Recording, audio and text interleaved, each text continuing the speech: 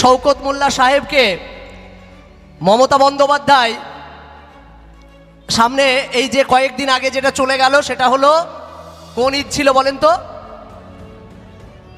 এটাকে ঈদ উল ফিতর বলা হয়। আর সামনে যে ঈদটা আসছে সেই ঈদটা কি?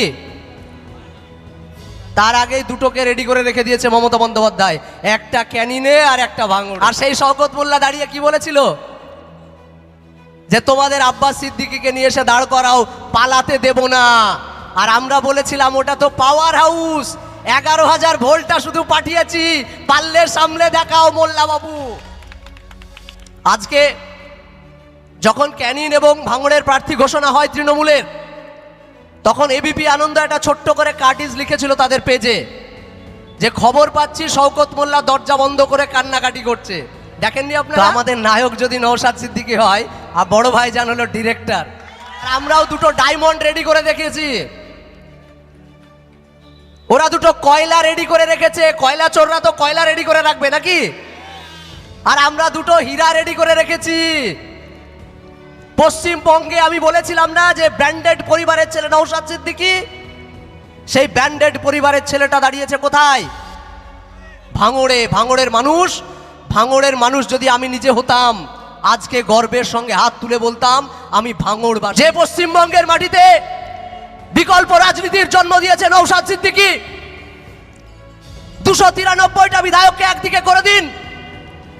পশ্চিমবঙ্গের একজন বিখ্যাত রাষ্ট্রবিজ্ঞান নিয়ে পড়াশোনা যিনি করেছেন, একজন অধ্যাপক, তিনি এবিপি আনন্দতে বসে বলছেন যে আজকের দিনে 2021 থেকে 2026 পর্যন্ত যদি পারফরমেন্সের বিচার করা হয়, তাহলে সেই পারফরমেন্সের বিচারে যদি সব থেকে কেউ পুরস্কৃত হওয়ার যোগ্য হয়, তাহলে সেটা নওশাদ সিদ্দিকী মহাশয়।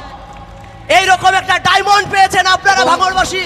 ভবিষ্যৎ 2026-এর ক্যানিনের এমএলএ শওকত মোল্লা সাহেব, যে শওকত মোল্লা সাহেবকে মমতা বন্দ্যোপাধ্যায় সামনে এই যে কয়েকদিন আগে যেটা চলে গেল সেটা হলো কোন ঈদ ছিল বলেন তো?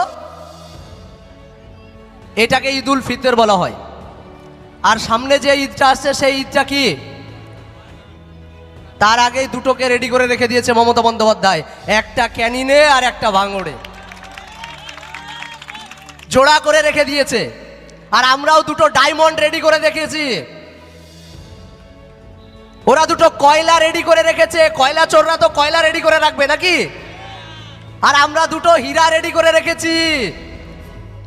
পশ্চিমবঙ্গে আমি বলেছিলাম না যে ব্র্যান্ডেড পরিবারের ছেলে নওশাদ সিদ্দিকী, সেই ব্র্যান্ডেড পরিবারের ছেলেটা দাঁড়িয়েছে কোথায়? ভাঙড়ে। ভাঙড়ের মানুষ যদি আমি নিজে হতাম, আজকে গর্বের সঙ্গে হাত তুলে বলতাম আমি ভাঙড়বাসী। কিন্তু সেই ভাঙড়কে আপন করে নিয়েই আজকে ভাঙড়ের মাটিতে দাঁড়িয়ে সেই নওশাদ সিদ্দিকীকে নিয়ে দুটো কথা বলবো। আমরা বলি যে পশ্চিমবঙ্গের একদম উত্তর থেকে দক্ষিণ, পূর্ব থেকে পশ্চিম, প্রত্যেকটা জায়গায় গিয়ে দেখুন, একজন এমএলএর যদি সব থেকে ঘৃণা করা মানুষের সংখ্যা কম থাকে রাজনীতিতে, তাহলে সেটা নওশাদ সিদ্দিকী। ঠিক বললাম না? যে মানুষটাকে মুসলিম থেকে আদিবাসী, দলিত সম্প্রদায়ের মানুষ পর্যন্ত নিঃসন্দেহে চোখ বন্ধ করে ভরসা রাখতে পারে, সেই লড়াইয়ের নাম নওশাদ সিদ্দিকী। আজকে যখন ক্যানিন এবং ভাঙড়ের প্রার্থী ঘোষণা হয় তৃণমূলের, তখন এবিপি আনন্দ একটা ছোট্ট করে কার্টিজ লিখেছিল তাদের পেজে যে খবর পাচ্ছি শওকত মোল্লা দরজা বন্ধ করে কান্নাকাটি করছে। দেখেননি আপনারা?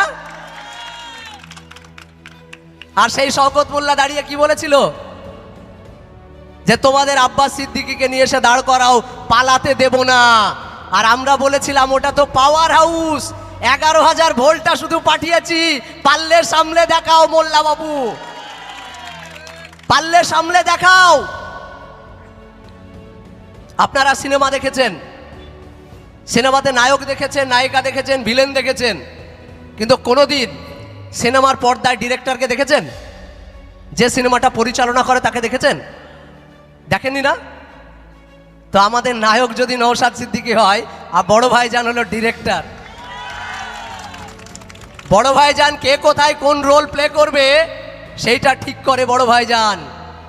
সুতরাং উনি দলের প্রতিষ্ঠাতা, তাই তাকে নিয়ে মন্তব্য করার আগে এই মোল্লা সাহেবকে 7 বার অন্তত ভাবার দরকার ছিল। যে পশ্চিমবঙ্গের মাটিতে বিকল্প রাজনীতির জন্ম দিয়েছে নওশাদ সিদ্দিকী, 293টা বিধায়ককে একদিকে করে দিন। পশ্চিমবঙ্গের একজন বিখ্যাত রাষ্ট্রবিজ্ঞান নিয়ে পড়াশোনা যিনি করেছেন, একজন অধ্যাপক, তিনি এবিপি আনন্দতে বসে বলছেন যে আজকের দিনে 2021 থেকে 2026 পর্যন্ত যদি পারফরমেন্সের বিচার করা হয়, তাহলে সেই পারফরমেন্সের বিচারে যদি সব থেকে কেউ পুরস্কৃত হওয়ার যোগ্য হয় তাহলে সেটা নওশাদ সিদ্দিকী মহাশয়। এইরকম একটা ডায়মন্ড পেয়েছেন আপনারা ভাঙড়বাসী।